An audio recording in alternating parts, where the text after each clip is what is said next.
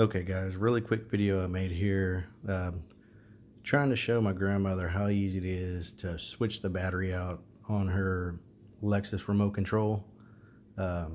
This will go the same for Toyota or Lexus and many others, but just want to make a video so she doesn't get ripped off at the dealership. All we're going to need here is a simple flat blade screwdriver and your remote. First step, take your key out and you'll be able to see right there, it's where you stick this flat end of the key.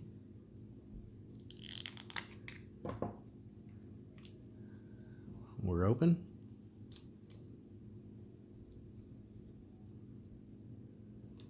And there's your battery. Simply take your flathead screwdriver,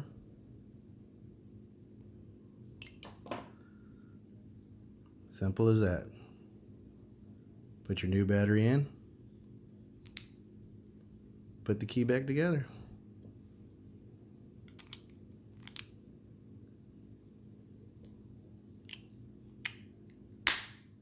Doesn't get much easier than that, Grandma.